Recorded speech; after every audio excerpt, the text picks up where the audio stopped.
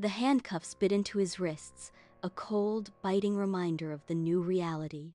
Thabo sat in the back of the police cruiser, his back pressed against the hard plastic seat. Outside, the Johannesburg skyline blurred into a smear of gray concrete and steel.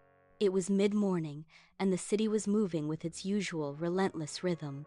People walked to offices, taxis swerved through lanes, and the world continued to function as if he had never existed. He watched a businessman in a sedan pull up alongside the cruiser, the man talking on his phone, completely oblivious to the man in the back seat.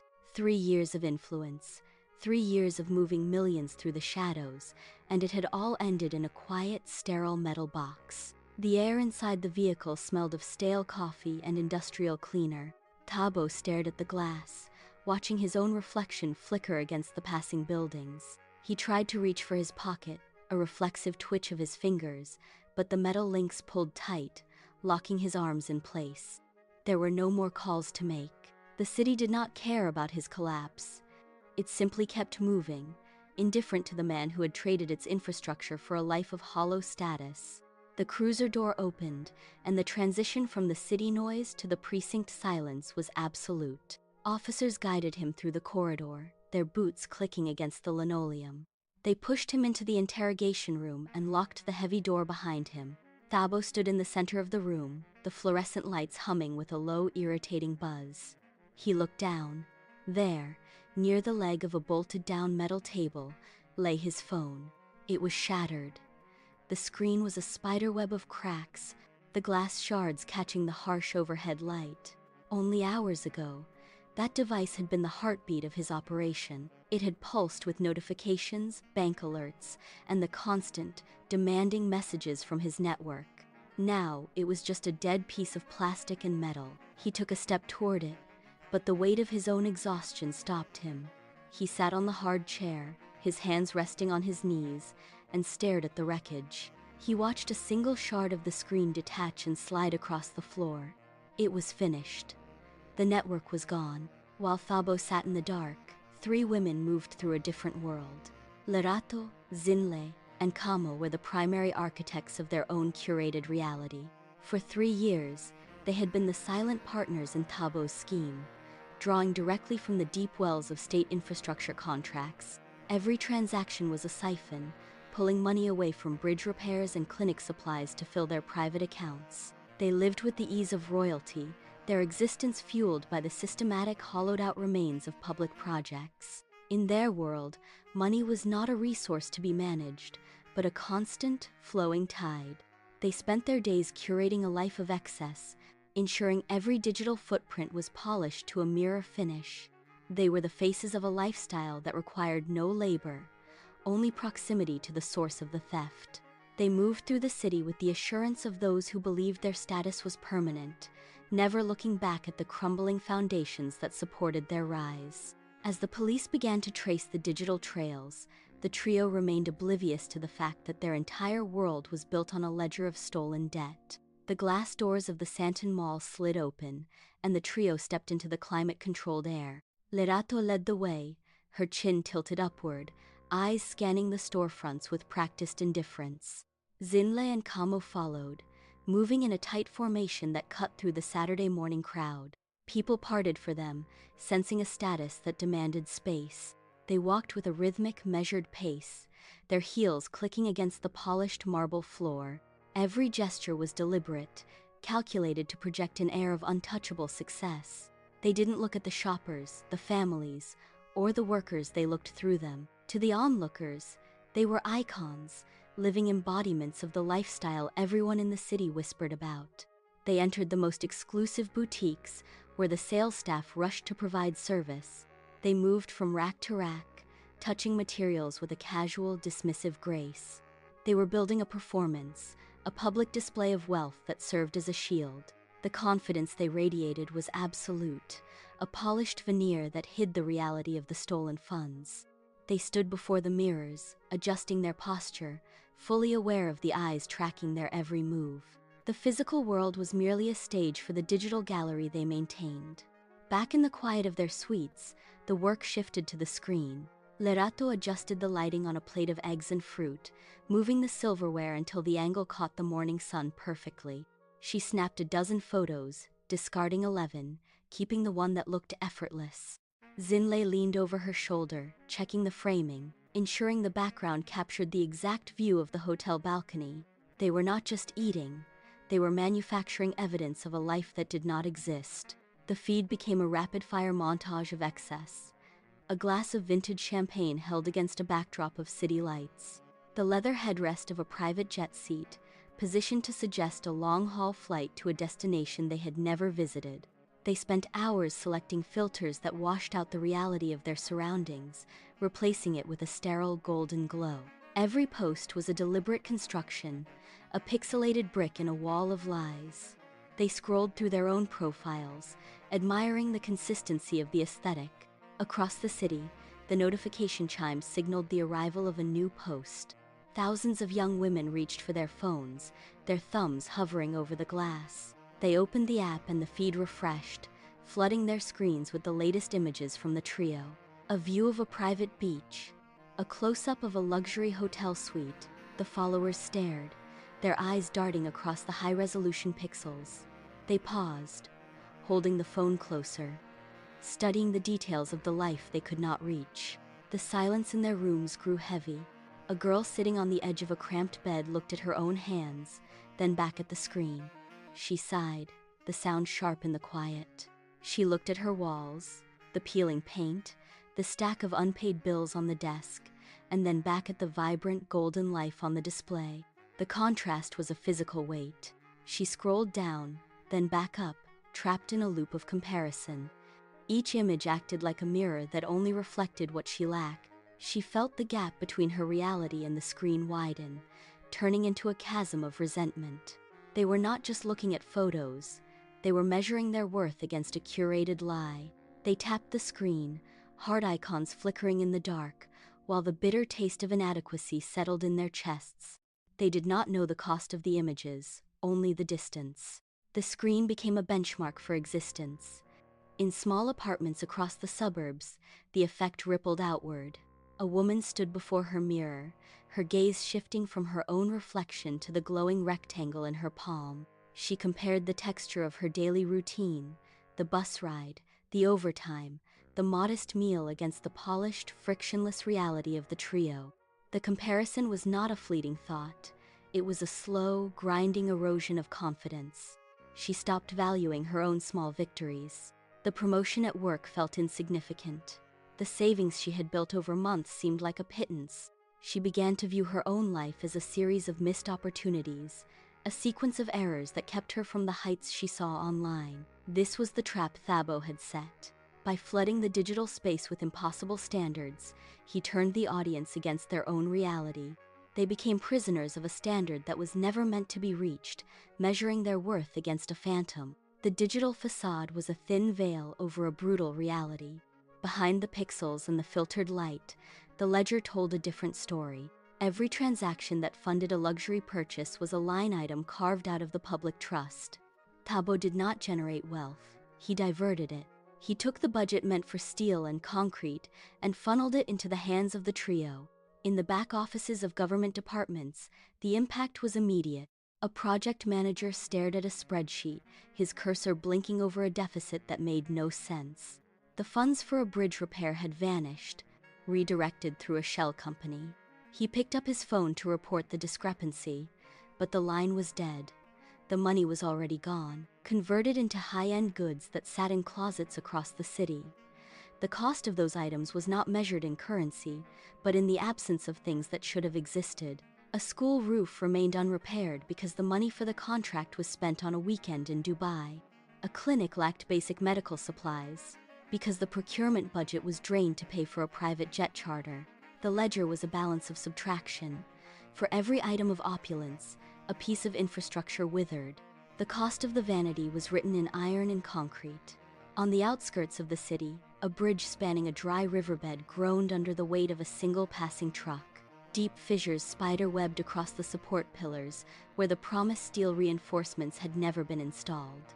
The metal was brittle, flaking away in orange scales, exposing the hollow core of the structure. A local man stood at the edge of the gap, watching the asphalt crumble into the ravine below, his daily commute severed by the negligence. He turned back, his path blocked by the reality of the theft. Further down the road, the clinic stood as a shell of its intent. The front doors were chained shut, the paint peeling in long gray strips from the exterior walls. Inside, the shelves that should have held medicine were covered in a thick layer of dust. No nurses walked the halls, no patients waited in the reception area. The silence here was absolute, a stark, heavy counterpoint to the vibrant, filtered images of champagne and designer labels that dominated the digital world. While the trio posed in private jets, the city's veins were hardening, clogged by the absence of funds. The infrastructure was not just aging, it was being actively dismantled. Every luxury purchase was a brick removed from the foundation of the community. The morning began with the usual rhythm of the digital scroll. Thousands of users reached for their phones, eyes scanning for the latest updates from the trio.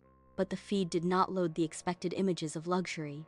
Instead, a breaking news alert pushed to the top of every screen. The headline was short, blunt, and impossible to ignore. It demanded attention. A news anchor appeared, voice clipped and urgent, detailing the massive corruption investigation. Then, the footage cut to the live feed. Thabo stood on the steps of the courthouse, his hands bound by heavy steel cuffs. The camera zoomed in, capturing the exact moment his face hit the national broadcast. The image flickered across thousands of screens simultaneously. In cafes, commuters stopped mid-stride, their phones held out like mirrors reflecting a sudden, violent truth. The digital facade began to crack. The polished, curated world of the trio was instantly replaced by the harsh, unvarnished reality of a criminal investigation. The silence that followed was not the quiet of a peaceful morning, but the stunned stillness of a city realizing it had been watching a lie. Every notification that pinged was no longer a display of wealth, but a countdown to exposure. In the quiet of her Rosebank apartment, the air felt thin. Lerato sat on the edge of her sofa, the television screen casting a cold, flickering light across the room. The news anchor spoke with clinical precision, listing the names of the shell companies and the dates of the wire transfers. Each word felt like a physical strike. Her hands, resting on her knees, began to tremble uncontrollably. She looked down, watching her fingers twitch, unable to steady them. The weight of the situation pressed into the room, turning the high-end furniture into cold, hollow objects. She reached for her phone, the glass screen cool and slick under her touch. The notifications were piling up, a relentless stream of inquiries and panicked messages from mutual acquaintances. She ignored them all, her gaze locked on the live feed, showing the police moving through the evidence locker. The reality of the investigation was no longer a distant threat, it was a closing circle. Lerato lunged for the phone, her thumb hovering over the screen. She opened the application, the familiar interface now a source of pure panic. She tapped the first image, selected the trash icon, and confirmed. The photo vanished. She moved to the next, then the next, her movements becoming erratic and sharp. Every second felt like an hour. She swiped through the gallery, selecting dozens of files at once. Her pulse hammered against her throat. Suddenly, a new notification banner slid down from the top of the screen, a message from an unknown number asking if she had seen the news. She froze, her thumb suspended in midair. Her breath hitched, the room spinning as she stared at the glowing text. She swiped the notification away with a violent motion, her hand shaking so hard the phone nearly slipped from her grip. She regained her focus, eyes darting to the remaining images. She tapped the delete button again, the screen flashing as the files were wiped from the server. She did not stop to look at what she was removing. She tapped the final confirmation, her face pale, her eyes locked on the progress bar as the last of the digital history dissolved into nothingness. The screen went dark, the final confirmation blinking once before the device turned into a cold, black slab. Lerato did not hesitate. She navigated to the settings menu, her fingers moving with a frantic, mechanical precision. She hit the block button, then the deactivate command, severing her connection to the digital world. The silence that followed was heavy, suffocating. She stood up, but a sharp metallic click from the hallway outside the apartment stopped her dead. She held her breath, her chest tight, listening for footsteps. Nothing followed, but the fear had already taken root. She reached for the light switch and flicked it down.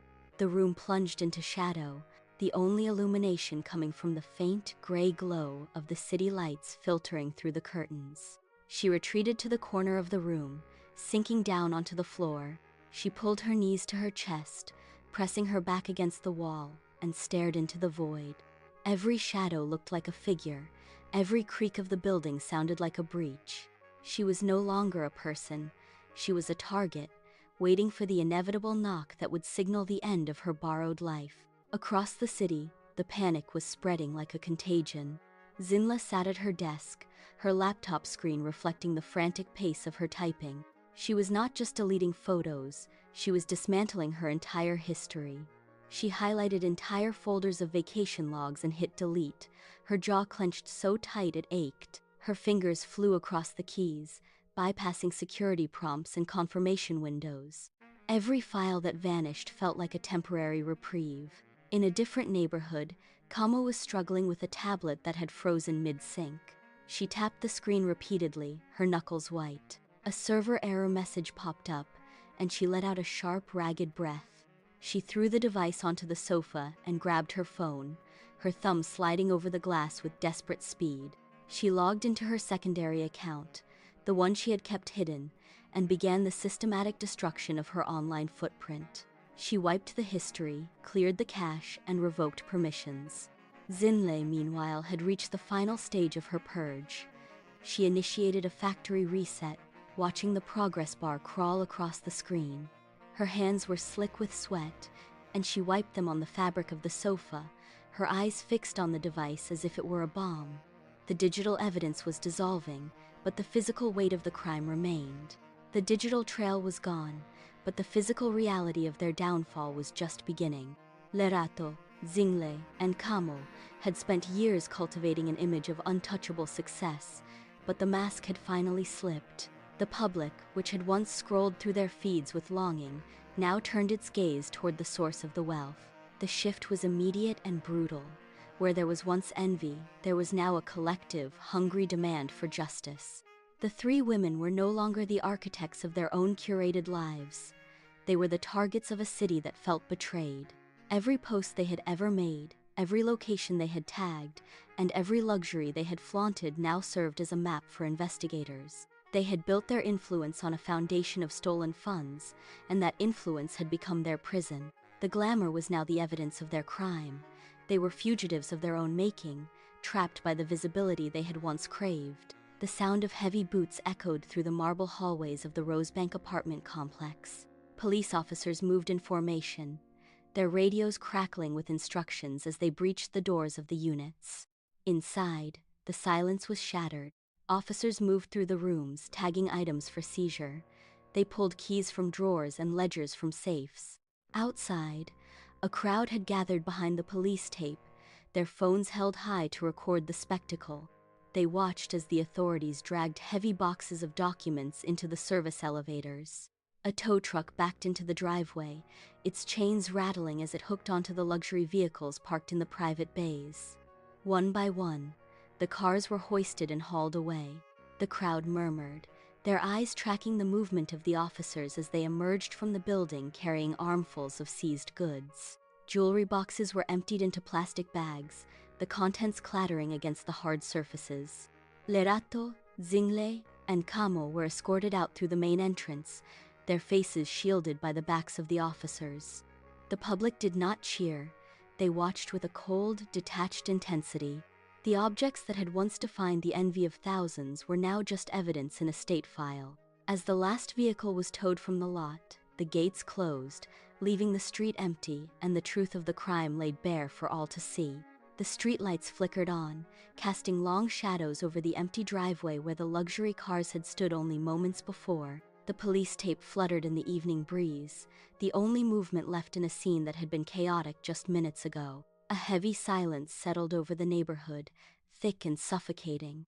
People who had gathered to watch the spectacle began to drift away, their pace slow, their eyes fixed on the pavement. The adrenaline of the raid faded, replaced by a strange, hollow clarity. They looked at their own feet, then back at the vacant parking bays. For years they had measured their own worth against the images of those women, feeling the sting of failure whenever a new photo appeared on their screens. Now, that standard of success was gone, revealed as a hollow shell. They stood in the quiet, grappling with the realization that their bitterness had been a reaction to a fiction. The air felt colder without the distraction of the digital display. The lesson was not in the handcuffs or the seized assets. It was in the sudden, jarring absence of the lie they had all chosen to believe. Inside the lobby, the investigators worked with methodical precision. They stacked cardboard boxes near the glass doors, each one labeled with a case number and a date. The weight of the paper was immense, representing years of diverted funds and broken infrastructure. One agent paused, sliding a folder from a crate to check a signature. The pages were filled with wire transfer receipts and shell company invoices. He closed the folder and taped the box shut, the sound of the packing tape ripping through the quiet lobby. Outside, the last of the onlookers had vanished, leaving only the investigators to finish their work. The truth was now packed into these containers, waiting to be processed in a courtroom. It was a stark reminder that the glamour they had all chased was nothing more than a debt waiting to be collected. Envy is a dangerous game when the prize is stolen, and the players are always the ones who lose the most. The boxes were loaded into the back of a van, the doors slammed shut, and the engine turned over.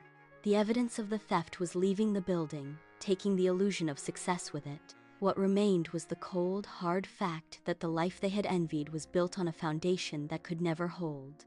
The game was over, and the cost was finally being tallied. The van pulled away, its tires crunching over the gravel. The street returned to its natural state, stripped of the artifice that had defined it for years. There was no talent in the rise of those women, no hard work in their climb. It was a mask, a temporary facade constructed from stolen resources. The crime had finally arrived to collect its debt, stripping away the polish to reveal the hollow mechanics of the theft.